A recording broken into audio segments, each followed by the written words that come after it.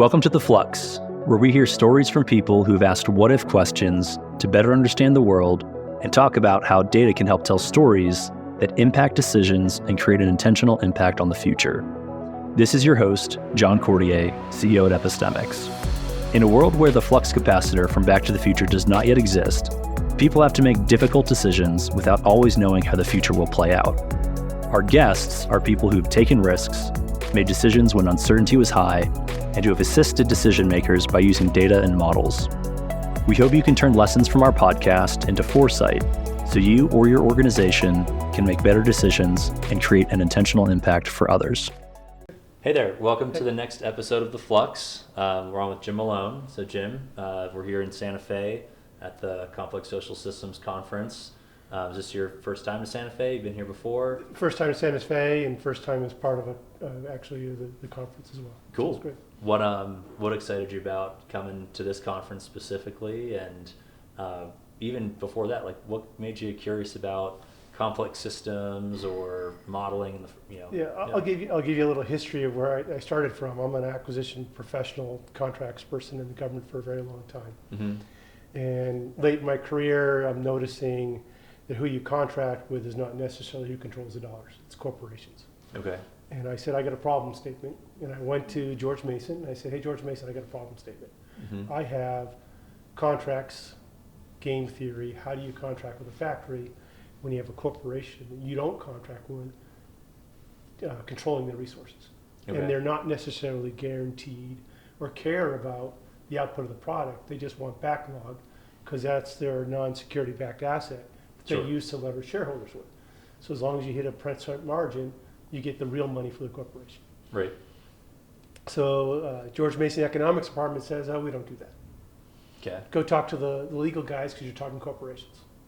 Legal guy says, we don't do that. That's not what we do. Mm-hmm. But right between was Computational Social Science. And they said, hey, come on over here. We kind of mix things. Mm-hmm. Let's try and do stuff together. Sure. And as part of that, so I decided to go for a PhD in that. Mm-hmm. And now I'm learning more about complexity. And that's a pretty big, commitment to solving that challenge. Exactly. It's like jumping into doing a PhD. Just jump right into it. I mean, Yeah. they said basically you can tailor it, and I'm going to tailor it. I'm going to jump in and I'm going to try to tailor it. Cool. And as I get more into it, complexity is really interesting Mm-hmm. and it's exciting. Mm-hmm. And if you look at how systems work at everything, it changes your perspective. Right. Yeah. Was there a story or something that got you into the study of complexity early on, or something just hit you and you're like, it just made sense? Well, when I walked into computer science, I didn't think that it was going to dive into complexity as much. It was really the first few classes Mm-hmm. when they talk about the process, and then you start to change when you read documents or you read stuff. You start to see this is really a study that allows you to do a lot more than just solve a particularly direct issue problem. Mm-hmm. It lets you see all the perspectives. Sure. Yeah, and I mean, this is something that's not a linear. Correct. It's not linear thinking is going to solve the challenge of the contracting with the companies and then the share price. Like, there's a whole lot going into that mix. Correct. And there's nothing linear in anything we do. I mean, Mm-hmm. if you look at how a car is built, it's not linear. How a car operates may be a true system connection. It's Mm-hmm. not a complex system. It's a operating system. Mm-hmm. But the engine that builds that car, Mm-hmm. the finances, the factories, it is complex because there's variables in every step. Right. And so now you look through that lens. You can't stop seeing that lens, and that's Mm-hmm. what really interests me. Is everything I look at now has some type of complexity factor to it. Absolutely. So, having spent a good amount of time in government contracting, we're talking last night about this intersection of using models to impact policy. And do you want to talk a little bit about how what would be your fantasy of how those two things come together? Yeah. So my vision, and this is what I talk a little about paper, is that the acquisition system itself, I'm looking down, is the connection of contracting officers that have their own incentives, congressional people that are appropriating dollars that have their own incentives, Mm-hmm. Executives that are trying to hit a product, operators that need a deliverable, Mm-hmm. the supply base which have their own incentives. So if you start to model actually how the dollar flows through, if you think about dollar as the metric, I'm not sure that's the metric I want. Mm-hmm. Value is a very discrete hard to define project. Mm-hmm. But if you find the one thing that you want to put as a uniform value or item to it, Mm-hmm. now you can start to build a modeling system and saying, this is the value you want, these are the controls, or these are the checkpoints. Mm-hmm. And now when policy is made, it can be operated at that. I actually didn't know it, but I started doing stuff like this way back in 2000 when I did my master's thesis, and I looked at the result of gold, water, nickels on the industrial base and acquisition. And I actually showed in my paper how companies, corporations were buying factories at that time. At that time, the companies were Lockheed Martins, the Boeings of the world, to build the network of systems that the Gold, Water, Nickels Act and C4I was promoting in the language. So already the industrial-based network was responding faster than the government engine, such that the supply base we were buying from was already connected towards what we wanted because they were ahead of the game. Okay. And so if you start to see a model and you can start to see where the policy influences, how it could shape the industrial base, or how you can actually better set your policy accordingly.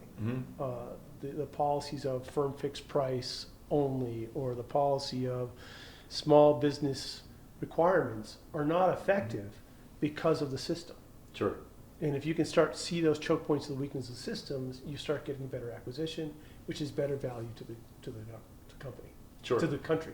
Sure, and that's for both the government purpose of it and the communities where those dollars are going. Correct. The common good that has to be met by the government's federal responsibilities. Cool. Yeah. So, so you've been at the conference. Have there been other talks or things that you found surprising or unlocked new ideas for you? Yes, a lot of the, as we say, the systems dynamic, which are the ABM, which could be done by a better ABM. Yeah. Don't know the language. A lot of that connected because there's a direct flow through industrial base in the dollars. May actually be a beneficial way to look at it. I have a couple models. It's difficult to operate in that logo. I may actually look into MESA and try and target that. And I wrote some down notes from actually some of the other where they were talking how they were measuring effectiveness in the community. Some things. Those may actually be a good measure of value on the back end as I build the model. So there were some very good aspects across the conference. Okay. Both in technique and in some of the subject matter. Okay. So first time in New Mexico, first time in Santa Fe. What surprised you about, just being here? I thought it was going to be hotter than it is. It's actually kind of nice in the high plains. It's quite nice, yeah. It's nice in here. Yeah. The community's nice. I'm very much an early person. Seems like Santa Fe doesn't wake up till 7 or 8 o'clock. I mean, I go out there, there's nothing going on, but the community's nice. Cool.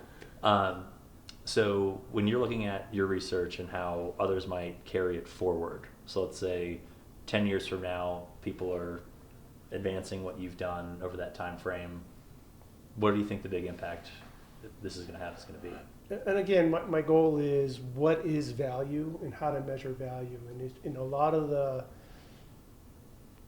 complex studies, if you even look at climate change, you can start to see how the US dollar or the federal dollar actually solves the problem, because you're now measuring, you'd have a complex system database looking at the results out in the community. And then you now match it up with the federal dollar and you find out whether that federal dollar influenced that change or not. Okay. And how is it spread to move, and how you separate areas. If we look at the low income, looking at how are people helped, you start to see and can target whether the engine of the federal government tied to the representative government is actually succeeding, if those dollars are of value or not. Okay. So that's what the initial punch in is. It if you can categorize this database, you can now start to use it as a resource to look at federal involvement, because it can connect to anything using zip code, company product type. Like I put up that research sciences at the NAICS. There's a NAICS for everything. National Identification Classification System for everything. So if you have a specific study you're working on that fits in one of those zones, you can now figure out what is the influence of the government dollar to achieving your project. And it's not just something that would be a retrospective analysis. This is something that you could do on the go-forward basis, which is a total game changer. Yeah, absolutely. Cool. And that'd be relevant for definitely government funding and policy making, but even folks that are in the private sector that are trying to do more impact investing, Yes. like trying to see, we're going to put, tens, maybe hundreds of millions of dollars to work. Are we doing it in the right ways? Is this going to have our intended impact? And then it gives you a signal along the way. Oh, we're trending towards what we thought was going to happen. Oh no, we're kind of veering off Yes. to a different, future trajectory. That'd be a really powerful tool for people. Cool. Correct. Yeah, Mm-hmm. that's exactly right. And people a lot better at the data analysis than I am. Like I said, I'm an acquisition guy. I'm just playing with that stuff, trying to keep up and get this idea forward. So, as you were starting to work with more like the modeling community, the more heavy data sciencey folks, was there any challenges in the language that you were coming in with versus the language they were familiar with? How did you overcome, coming from a less technical background to, all right, and now I'm working with this NetLogo tool, I'm going to start looking at Mesa, which is a Python agent-based Right. modeling package. The actual code and syntax for myself, this is where the multidisciplinary nature of CSSA is going to help me a lot, because then I can start to leverage people who can help me in problem solving the areas. I had, from way back when as a young kid, when coding was starting to get good, Fortran. Yep. I know the basic rules of how to code. It's the syntax and the idea of how to look at a problem to try and put it into code. And that's where these connections in the computational social science, I think, has been most valuable to me, because of the multidisciplinary approach. Sure. And that is very powerful. And that's what I could say it was difficult at start, but because I've been able to communicate with people, I've been overcoming those barriers step by step. Yeah, I mean, one of the people who was on a podcast earlier, he mentioned 48% of the work is identifying this is the challenge that we're going after. 4% of the middle is the model, the technique, whatever it is you're using. The last 48% is building consensus about this is what we're going to do about it. Yeah. And so, that having that skill set where it's not just I'm talking about this data set and this algorithm or this distribution of how we're going to do this parameter sweep. That's part of it. But then there's the human aspect of how this ends up getting implemented, how it can be useful, how it can help other people think. And I think that people coming at complex systems or agent-based modeling in particular, having multiple views coming into it, very important. Yeah, and that's why actually I did the visual plots in my paper. Sure. Is because I'm a very visual person, and granted, if you add the visual into the code, it slows it down incredibly. But for those that aren't deep into it, that visual is a great way to communicate to those outside. Absolutely, it makes it accessible. It makes exactly, and that's why I went to those charts, because it really put it in a frame of reference that I could just plop on anybody, and they'll say, hey, those do look a lot alike. And they're measuring different things. I said, yes, they do. And so it was very well. Yeah, that's my method of getting over that last 48% or that you talked about, is the visual aspect, which is going to be, I think, important with this community. So the podcast, it's called The Flux, named after the flux capacitor from the movie Back to the Future. Oh, that's very cool. And so one of the questions we like to ask people when they're on the podcast is a what the flux moment that you wish you could rewind the clock. Doesn't have to be in your personal life, but it could be in any historical event. If you could go back in time, have a better model of how this thing might play out, and hit go and kind of reset. Here's this different future that we might have been able to create. What would you have gone back to? What would have been that what the flux moment for you? Like I said, I was at the very beginning of when FPIT-SNG was being created in 2010 in terms of an actual document, how it worked. I think a lot of the data sets were built right around the FAR and compliance-based, not value-based. If we could have put some original data sets into that massive construction, there are 93 data elements in FPIT-SNG, of which only about 20, I think, or 30 are really valuable for measuring the complexity and getting value. The rest are just checking the box type things. Okay. And the human input into them actually makes it confusing data. If we could have actually gone backwards in time and really started the date in 2010 with a better data set, you could actually have a good history through a dramatic change of the federal and the government data set actions all the way up through 20 in the COVID, that you could start to build some great trends with more valuable data. But now I have to or the community will have to start and try and figure out how to use those narrow data sets to link to more richer data set to get to what we want.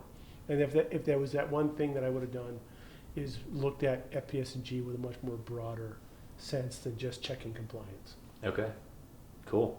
Yeah. So final question. We heard about your entry point into complex systems. If there's others that are curious, so a bunch of people on the podcast might not be technical, they might have never heard of agent-based modeling before or systems dynamics modeling, but they're like, you know what, I kind of think about the world a little bit differently than others. I'm not a linear thinker. I see these things and how they all interact. What's a good first step for somebody to take, in your opinion? You jumped right into a PhD, so not everyone's going to do that. Not everyone's going to do that, right? To be honest, the coding tools are very accessible. Okay. And you could see, and actually a lot of them, especially in the bio, you can see things that are going on out in the real world. And you can find a net logo tool, the flocking birds. It's a one that everybody uses. Mm-hmm. And you could just ask the question about what you're seeing. There may be a model that's trying to pose into what's in there.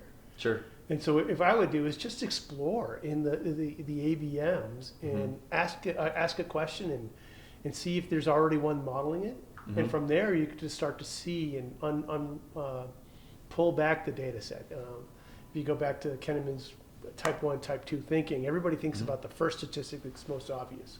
But once you run it through a little model, some of the other things that are less obvious start to appear. Sure. And that really piques your interest about, hey, why do I always jump to the first solution? There's other solutions out there if I just think about it a little slower. Mm-hmm. And just jumping in and playing with models starts to open that up. Cool.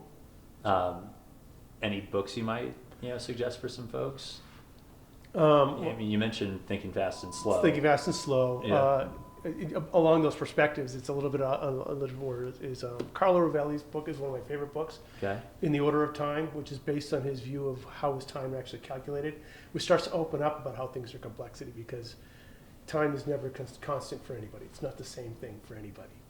And he gets into it from there is one of his, I paraphrase it, is it's perilous to avoid the perspective of the observer. Okay. Because if you're observing it differently than I am, that means your perspective is important and it must be valued. Complexity starts to get into that discussion of how do I understand what they're thinking because their input is changing the system as well as mine. Right. So there's another great book. It doesn't directly jump you into complexity, but it starts to get into those fringes of what's important about trying to understand complexity. Cool. Which is cool. Well, Jim, this is a great show. Thanks for being on. My pleasure. It was a good time. Cool. Thank you.